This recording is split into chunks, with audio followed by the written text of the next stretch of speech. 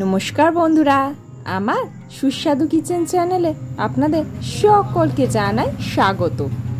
আজকে আমার মা নেনুয়া দিয়ে একদম অন্যরকম স্বাদের একটা রেসিপি বানাবে। নেনুয়া দিয়ে চিরাচরিত আমরা যে ধরনের রেসিপি খেয়ে এসেছি, আজকে কিন্তু তার চেয়ে একদম অন্যরকম স্বাদের একটা রেসিপি।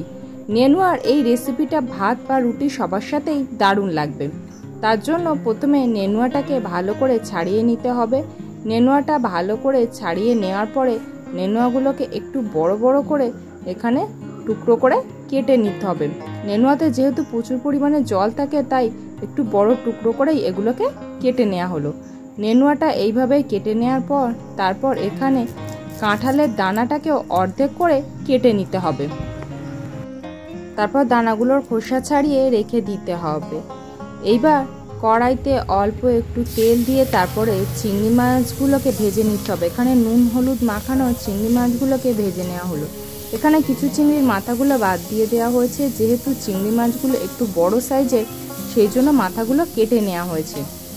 এবার চিংড়ি মাছগুলো এখানে একটুখানি হালকা একটু ভেজে নিতে হবে। বেশি ভাজলে কিন্তু চিংড়ি মাছ শক্ত হয়ে যায়। অল্প একটুখানি ভেজে চিংড়ি মাছগুলোকে তুলে রাখতে হবে একটা সাইডে। এইবার কড়াইতে রিফাইন তেল দিয়ে দিতে হবে। তেলটা হালকা গরম হয়ে এলে তার ভিতরে হাফ টিস্পুনের মতন 5 ফোড়ন দিয়ে দেওয়া হলো। তারপর ফোড়নটা একটুখানি ভাজা হয়ে গেলে এর ভিতরে কুচি করে রাখা আলুগুলোকে এবার দিয়ে দিতে হবে। আলুগুলো দিয়ে আলুগুলোকে হালকা 1 থেকে 2 মিনিটের মতো একটুখানি ভেজে নিয়ে তার ভিতরে কুচি করে রাখা কাঁঠালের দানাগুলোকেও দিয়ে দিতে হবে।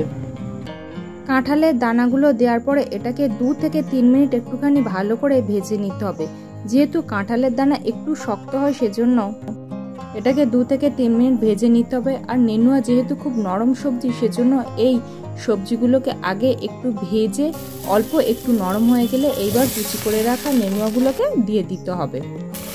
তারপর এই সবজিগুলোর সাথে নেনুয়াটাকে হালকা একটু ভাজা ভাজা করে নিতে হবে। নেনুয়া থেকে কিন্তু প্রচুর পরিমাণে জল বার হয়, সেজন্য কিন্তু এতে জল দেওয়ার কোনো প্রয়োজন নেই। এটা একদম শুকনো হলেও এটা ভাজতে ভাজতে কিন্তু একদমই জড়াবে না। এটা ভাজতে ভাজতে নরম হয়ে যাবে এবং এর থেকে জল বেরিয়ে আসবে।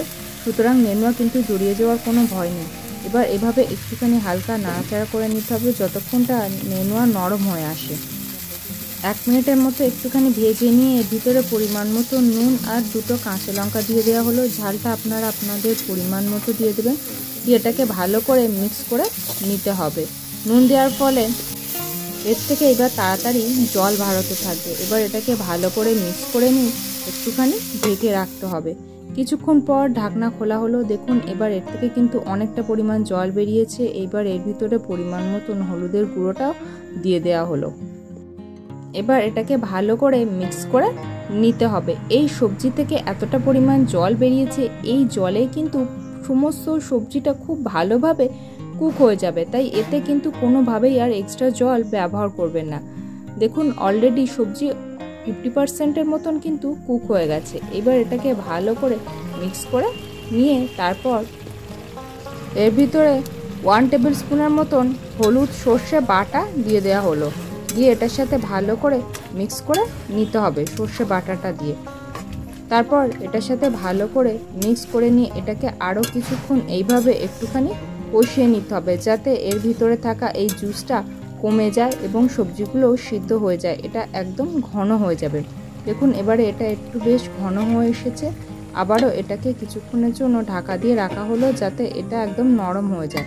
কিছুক্ষণ পর ঢাকনা খোলা হয়েছে। এইবার এর ভিতরে ভেজে রাখা চিংড়ি মাছগুলোকে দিয়ে দিতে হবে। সবজি যখন এরকম 80%-এর মতো কুক হয়ে আসবে, তখনই চিংড়ি মাছটা দিয়ে দেবেন, তার আগে কিন্তু দেবেন না।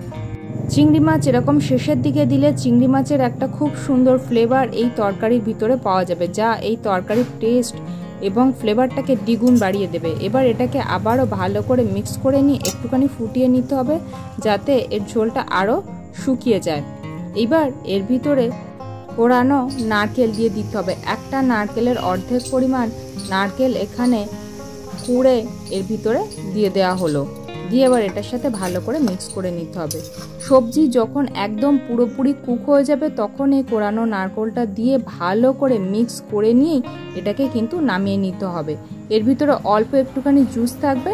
তারপর এই নারকেলটা দিয়ে দিলে এই জুসটা কিন্তু নারকেল বেশ একটুখানি জুস টেনে নেবে। তারপর এটাকে ভালো করে মিক্স করে নিয়ে এবার একটা বাটিতে আস্তে আস্তে এটাকে তুলে নিতে হবে। আপনারা এই নেনুয়াটা রান্না করার সময় হলুদের গুঁড়োটা বাদ দিতে পারেন এবং এই বড় চিংড়ির বদলে ছোট চিংড়িও ব্যবহার করতে পারেন। এই হলুদের গুঁড়োটা বাদ দিলে নেনুয়ার সবুজ রং এবং কাঁঠাল দানার এই লাল রংটা কিন্তু এর মধ্যে দুর্দান্ত লাগে। এর আগে আমার চ্যানেলে আমি মায়ের হাতে নেনুয়ার একটা নিরামিষ রেসিপি শেয়ার করেছিলাম, তার লিঙ্কটাও ডেসক্রিপশন বক্সে দিয়ে দিলাম। তবে চিংড়ি মাছ আর নারকেল দিয়ে নেনুয়ার এই রেসিপিটা জাস্ট অসাধারণ। একবার খেলে বারবার এটাই খেতে ইচ্ছা করবে।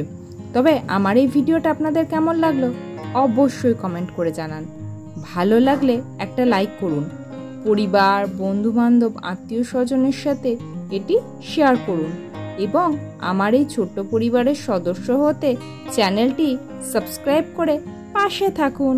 ভিডিওটি শেষ পর্যন্ত দেখার জন্য সকলকে অসংখ্য ধন্যবাদ।